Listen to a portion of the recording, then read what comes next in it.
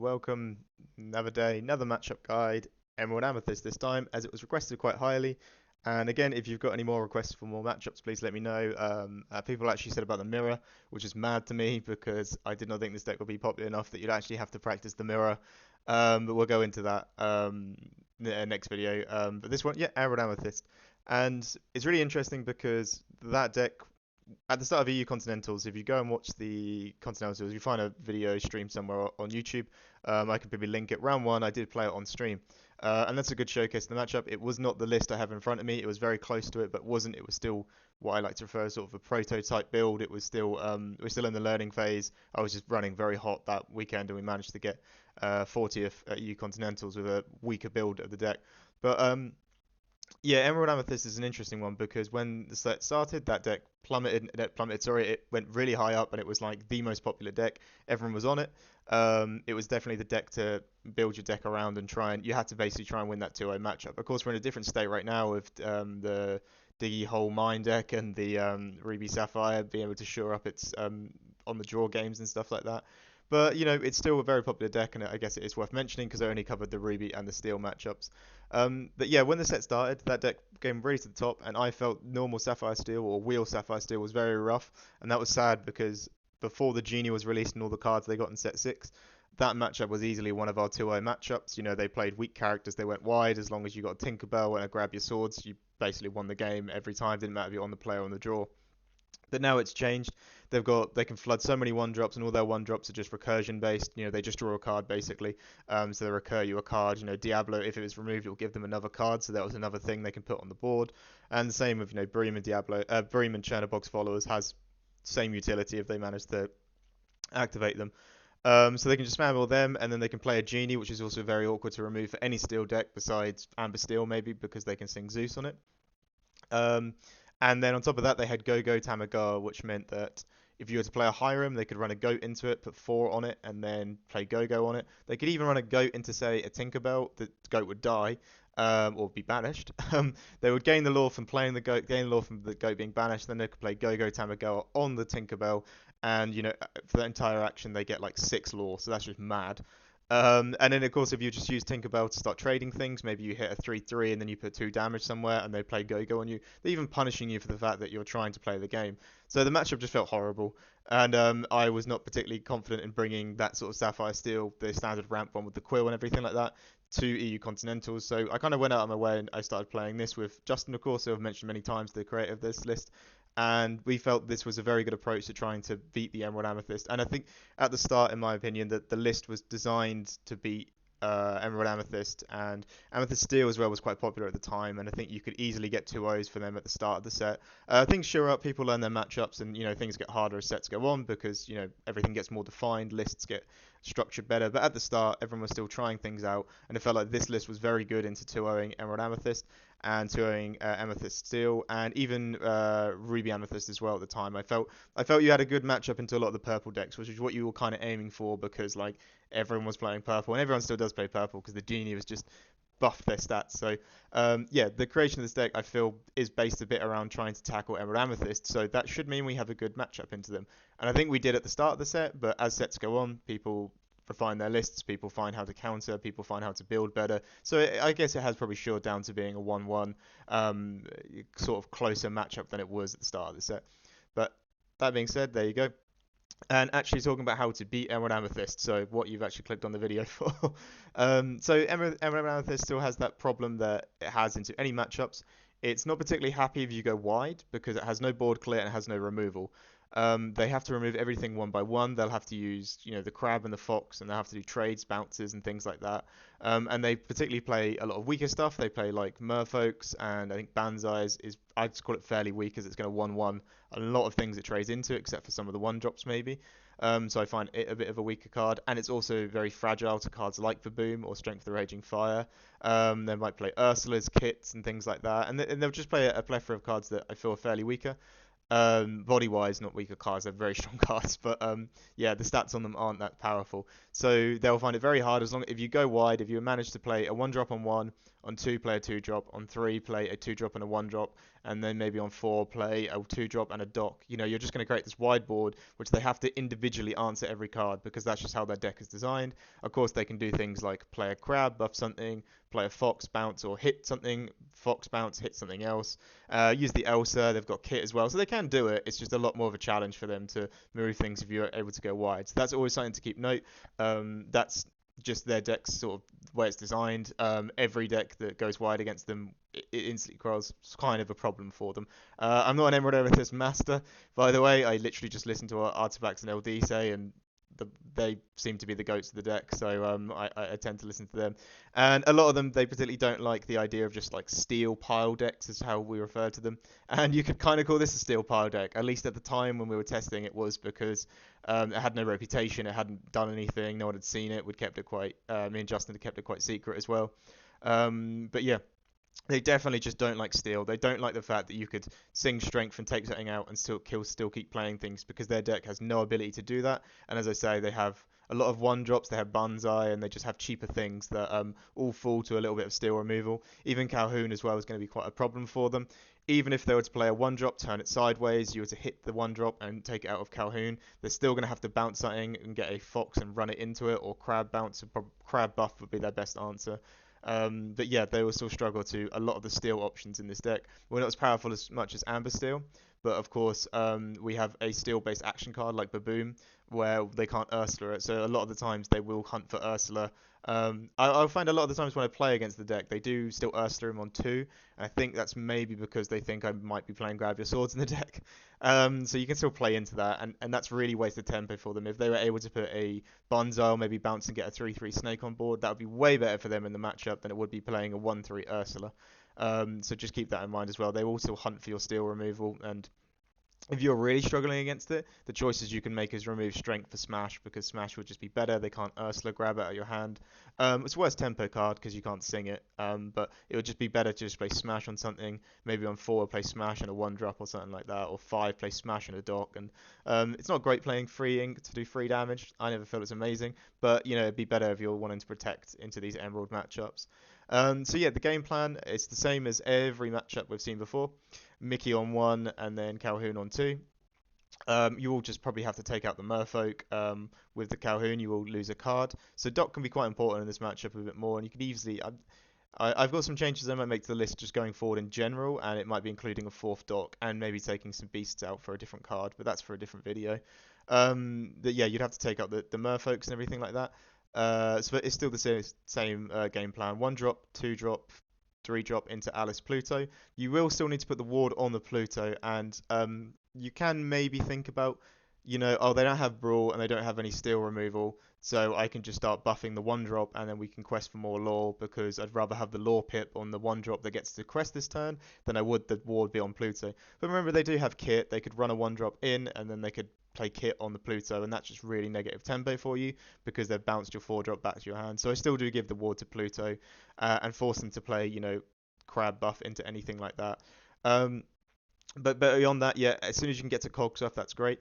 And remember as well, this matchup, they have no board wipe. They have no way to just remove the entire board. There's no B preps, there's no B prepared, there's no big Sisus, there's no steel removal cards, there's no Zeus's, no Let the Storm Rage on those strengths.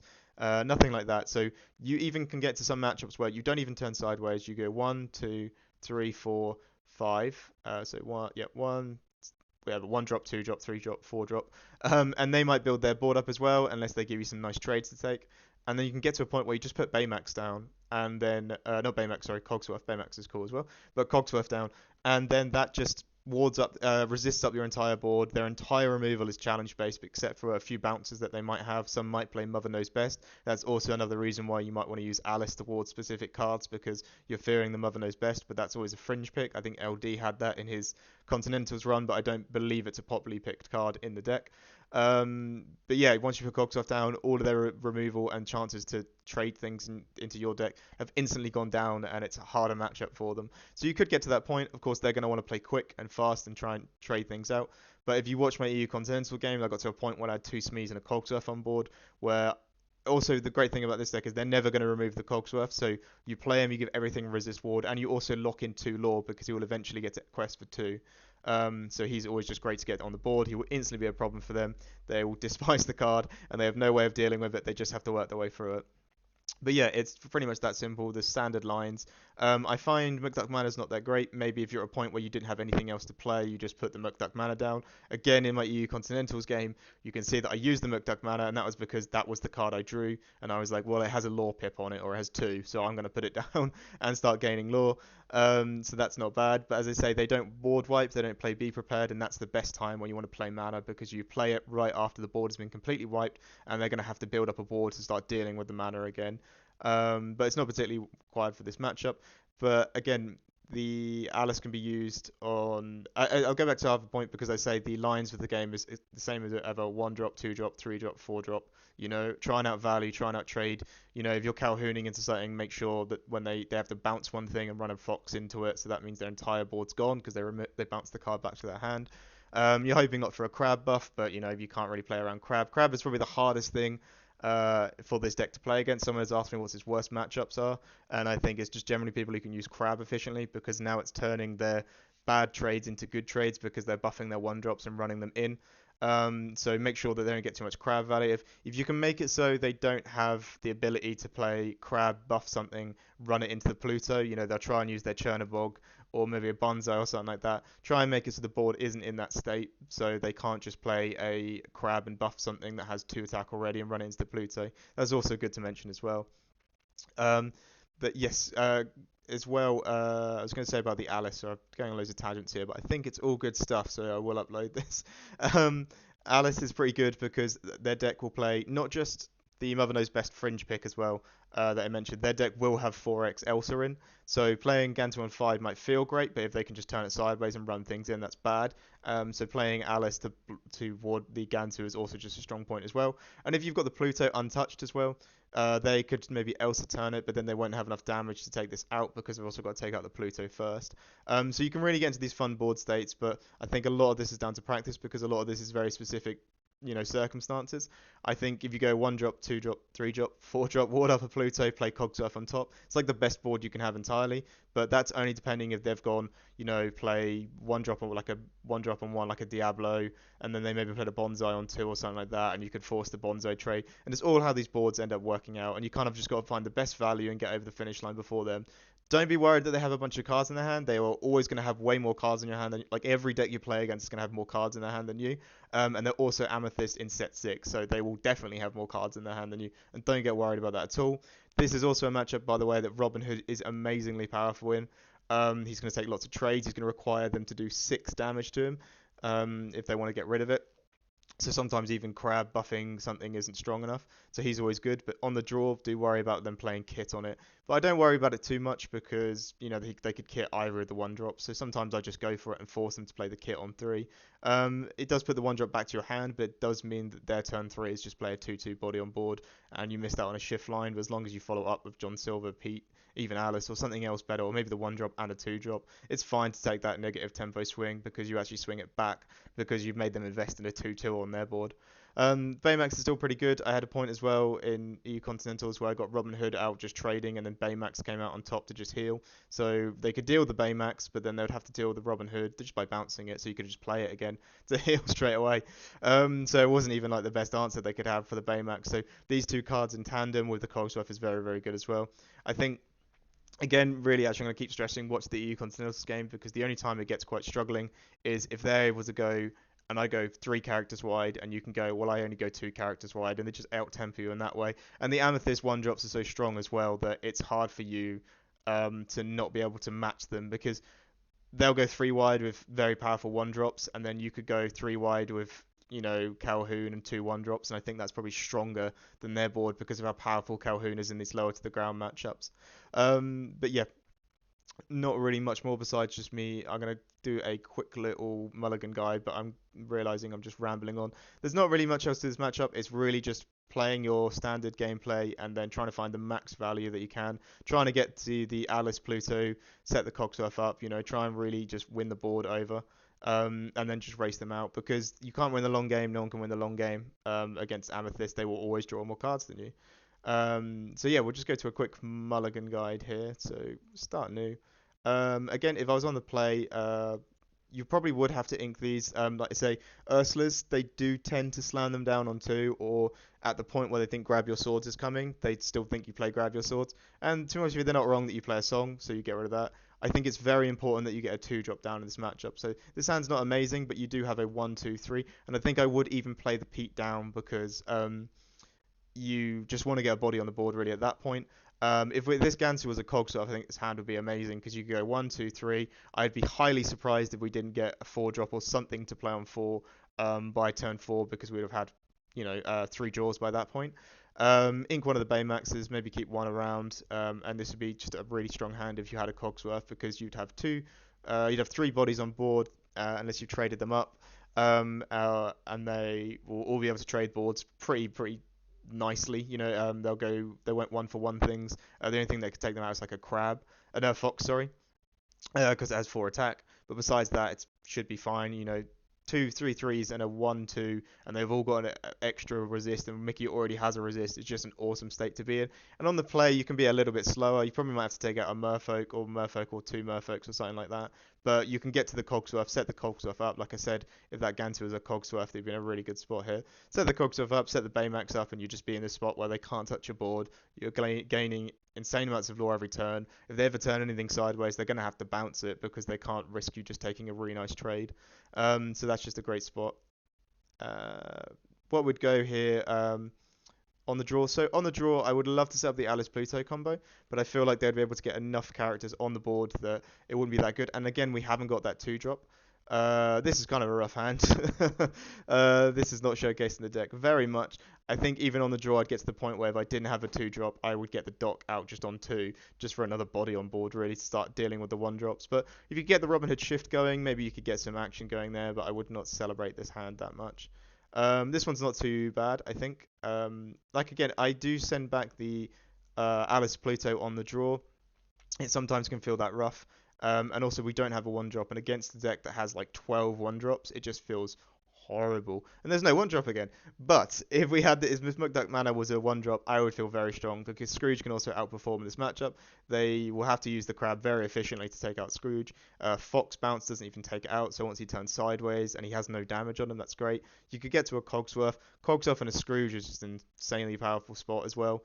You could play the Baboom as well, just that you could get to 4 and double spell the Baboom. You've got loads of drop options on 4 here to play. You'd have a really good turn 4, but a really bad turn 1 and 3. That's all I can say with this hand. So you could play that on 2, and then you have the option of playing a Scrooge hand, just a big body. You could maybe bodyguard up if they've only got 1 character on board that's maybe like a genie. Or you can double spell the Scrooges. Double spell the Smee. Sorry, I thought we had 3 Smees in hand. No, sorry, play a Smee and a Baboom. And there's games as well where I've played against Amethyst Steel, where if on 4 I've played double Smee and on 5 I've played Cogsworth, I have 6 lore on board. It's pretty uninteractive as well. They can't really do much damage to it, and I feel in an amazing spot. So double Smee on 4 is just really great. If you ever get to do it, if you get a chance to play it, please do it in your practicing. But yeah, I can walk you through those lines of, it's the basic Alice Pluto combo, but overall it is just trying to find as much value as you can. Maybe taking a trade and setting up John Silver, like I said. That will give you another turn to get to the Cogsworth, because we really want to get to the Cogsworth over singing Strength in this matchup. If you top deck a Strength, please do sing it as well to take something out. But if not, you could do Smee, John Silver, Pluto into Cogsworth. That'd be an amazing line as well. So trying to find as much value as you can each game, and trying to take the most valuable trades, trying to get the most lore out of each turn as well. But I think it's a matchup that you need to practice a bit more than anything. Use ink tables or whatever you have to do, or play locally. But I hope some of that rambling did help. As I say, it's really a matchup of who can get the most value out of their characters.